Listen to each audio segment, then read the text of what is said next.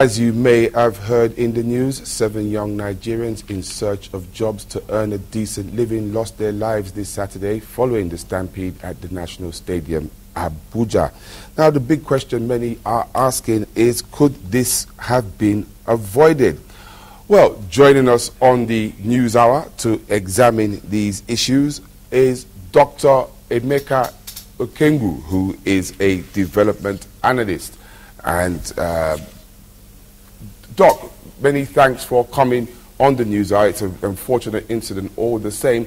But the big question on many people's lips, like you may have heard, is, could this have been avoided? Thank you very much. First and foremost, let us, I don't know, I'm speechless, truly, because like one of the young ladies that said, this shouldn't be happening in a country like Nigeria. Truly. And was it avoidable? Could it have been avoided? The obvious answer is a yes. Because first and foremost, what would you be doing conducting an exam in a stadium, for crying out aloud?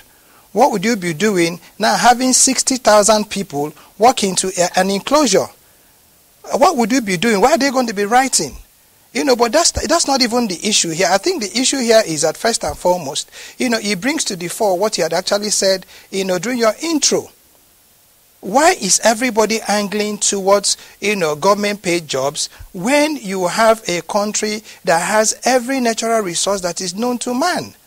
Why are we not able to put into place strategies and programs and frameworks that can now enable the private sector to thrive, or what you call the real sector? If those kids, had access to probably real sector activities, what would they be doing? Going to be standing, some of them went there by 5 o'clock. From what I even understand, it's not only Abuja, it's not even only Benin. In Port Harcourt, I also understand that there were about 30,000 or 23,000 people, 5 are feared dead.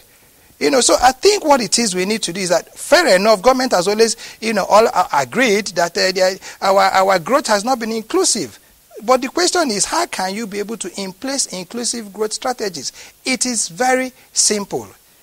It is so simple as saying, what do you have in your natural resources? How can you be able to now align your human capital to what those things you have identified as your natural resources?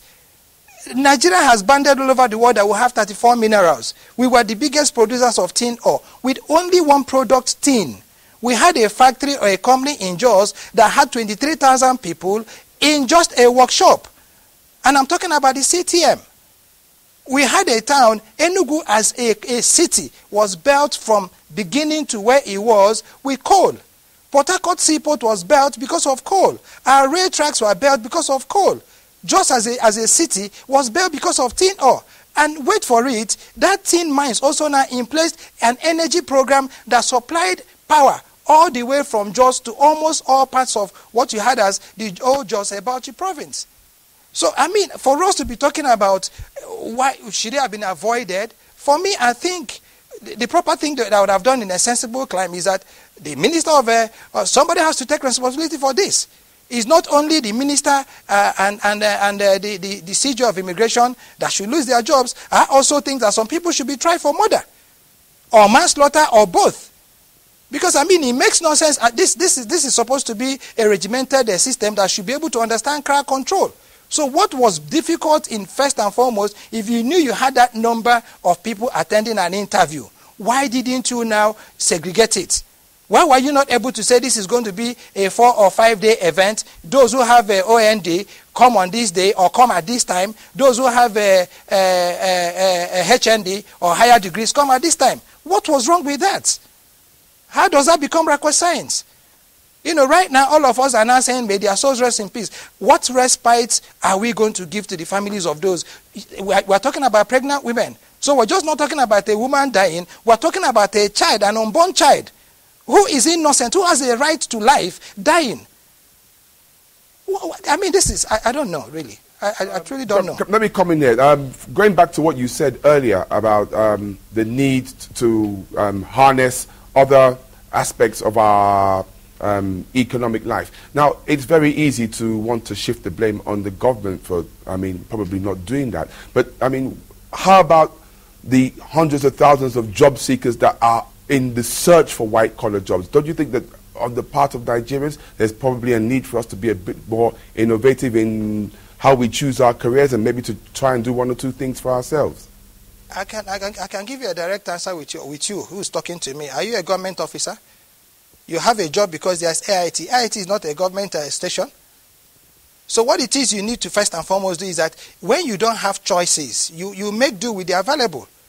I'm not trying to say government should take all the whole blame, but remember that government has a responsibility of in placing what you might call the conducive environment, for businesses to grow. And I can say this publicly, the mining sector in Nigeria has done so well vis-a-vis in placing regulations that you might call international standards. However, I think the major problem we'll have in our country is that we have too many sectors that should be integrated standing as parallels horizontally. Are you understanding what I'm saying? The moment you're able to get these sectors, align with each other, and you're able to now get people to begin to see the relationship between the Ministry of Water Resources and the Ministry of Mines and the Ministry of Agriculture, and the need for all of us to be able to now tie these things to begin to now create what you can call sustainable jobs. My brother, these things will keep happening. And this is where government has a challenge and has a fault. Many things to talk about. I mean, I'm sure the reactions will continue to come as the hours and days unfold. Many thanks for your time on the matter.